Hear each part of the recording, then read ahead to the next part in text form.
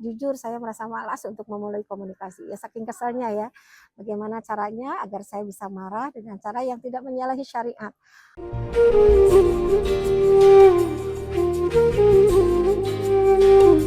Assalamualaikum warahmatullahi wabarakatuh. Alhamdulillah ya kita bisa ketemu walaupun tidak bisa bertemu langsung, kita bertemu di ini ya TikTok dan lain sebagainya. Alhamdulillah kita manfaatkan media ini, semoga manfaat ini di acara CBTN. Nah, bagi teman-teman saudara-saudara yang ada permasalahan boleh ya dikirim ke kami ya, insya Allah nanti kita bahas dan insya Allah akan menjadi ilmu buat yang lainnya.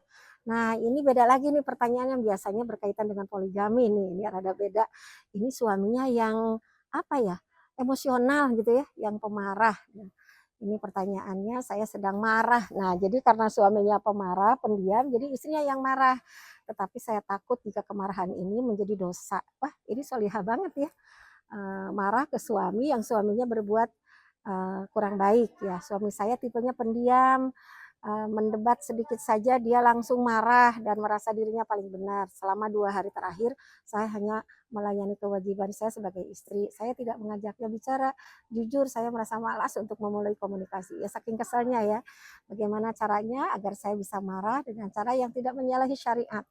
Maaf, maaf yang namanya marah ya, yang namanya marah. Kalau marah emosi untuk perjuangan itu bagus ya, akan ada energi. Tapi kalau marah sama-sama marah nggak akan ada titik temu ya.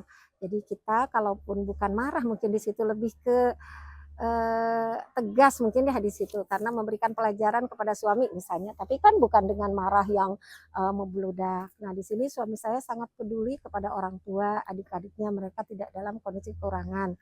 Hal ini kadang membuat saya merasa sedih. Saya merasa perhatian untuk keluarga kecil kami berkurang. Bagaimana caranya agar saya bisa tetap bersyukur? Nah, tadi untuk ibu yang marah ya tetap marah yang berkelanjutan itu tipu daya ya. Jadi coba tenangkan, tenangkan dan kalau tidak setuju dengan sikap suami yang pendiam, cobalah bismillah, bicara baik-baik, bicara baik-baik, bilang ke suami gitu, Pak, kalau ada apa-apa yuk bicara bareng-bareng kita selesaikan karena nggak bisa dengan sama-sama diem. Nah, emang kekurangan perempuan itu suka nggak berani bicara, harus berani bicara. Bismillah. Pas pertama bicara ternyata dia tetap marah. Oh, berarti belum waktunya. Nah, jadi di sini memang butuh butuh keberanian ya seorang istri untuk berbicara kepada suami. Nah, kemudian yang selanjutnya coba zikir, merenung sejenak, berhenti sejenak supaya lebih tenang gitu. Jadi kalau mau bicara harus dengan cara yang baik ya. Alhamdulillah ini ada kejujuran ya, jujur merasa tidak nyaman ya ketika marah kepada suami karena itu tidak akan menyelesaikan masalah. Nah, saya sebenarnya ingin membicarakan masalah ini dengan suami, tetapi setiap kali saya mencoba bicara baik-baik, nada bicara suami langsung berubah. Kita lihat dulu suami, kenapa ya kalau bicara sama suami kok langsung direspon dengan kemarahan apa? Coba istri harus pandai, harus cerdas. Siapa tahu di belakang rumah itu, maksudnya di belakang keluarga tuh ada sesuatu yang sedang dihadapi. Coba cari tahu, bukan kepo ya.